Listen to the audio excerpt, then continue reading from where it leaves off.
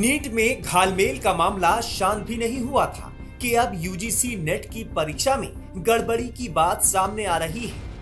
UGC net की परीक्षा में गड़बड़ी की शिकायत के बाद सरकार ने बड़ा एक्शन लिया है।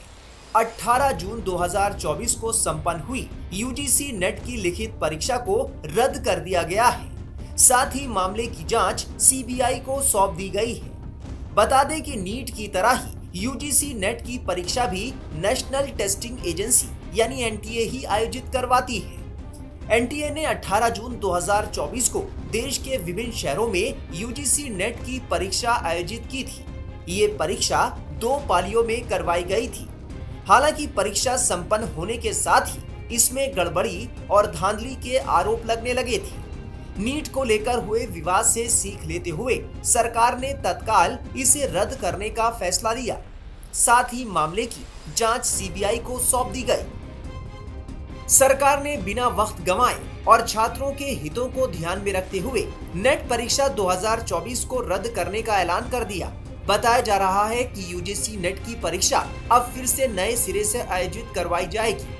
19 जून 2024 को यूजीसी को परीक्षा के संबंध में गृह मंत्रालय के तहत भारतीय साइबर अपराध समन्वय केंद्र की राष्ट्रीय साइबर अपराध खतरा विश्लेषण इकाई से कुछ इनपुट प्राप्त हुए थे। इन इनपुट से संकेत मिले कि परीक्षा को सही तरीके से कंडक्ट करवाने में समझौता किया गया है। गड़बड़ी की आशंका होने के बाद केंद्र ने परीक्षा को रद्द कराने का फैसला लिया। यूजीसी नेट में लाखों की संख्या में अभ्यर्थी शामिल होते हैं। ऐसे में परीक्षा का कैंसिल होना उनके लिए झटके की तरह है। शिक्षा मंत्रालय ने कहा कि नए सिरे से परीक्षा आयोजित की जाएगी, जिसे लेकर जानकारी अलग से साझा की जाएगी। शिक्षा मंत्रालय ने स्पष्ट तरीके से कह दिया है कि इस मामले की पूरी गहनता से जांच होगी। यूजीसी नेट में गड़बड़ी के बाद परीक्षा को रद्द करने के फैसले के बाद राजनीतिक प्रतिक्रियाएं भी आने लगी हैं। कांग्रेस नेता प्रियंका गांधी वाड्रा ने एक्स पर पोस्ट कर केंद्र सरकार पर हमला बोला है। उन्होंने लिखा, बीजेपी सरकार का लीक तंत्र और लचर तंत्र युवाओं के लिए घातक है। नीट परीक्षा में हुए घपले की खबरों के बाद अब 18 जून को हुई नेट की परीक्षा भी गड़बड़ियों की आशंका के चलते रद्द कर दी गई। क्या अब जवाबदेही तय होगी? क्या शिक्षा मंत्री इस लचर तंत्र की जिम्मेदारी लेंगे?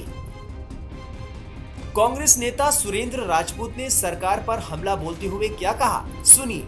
सरकार को बताना होगा कि आखिर वो क्या कारण है कि सारे के सारे पेपर लीक हो रहे हैं।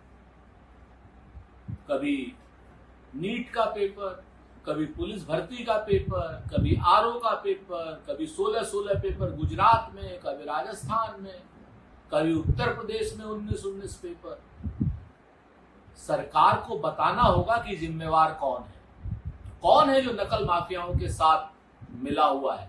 शासन और सत्ता में उसकी क्या पकड़ है जो अभी तक वो पुलिस की गिरफ्त से बाहर है, और हर बार ये पेपर लीक क्यों होते हैं। अब सरकार कह रही है कि यूजीसी नेट का पेपर हम सीबीआई की जांच कराएंगे, कैंसिल कर दिया है। लेकिन बच्चों के भविष्य का क्या होगा? नीट में भी बच्चों के भविष्य का क्या होगा? यूजीसी में भी 6 महीना आप लेट करेंगे, बच्चों का भविष्य 6 महीने पीछे धकेल रहे हैं। देश के भविष्य को, देश के कर्णधारों को आप हतोत्साहित कर रहे हैं।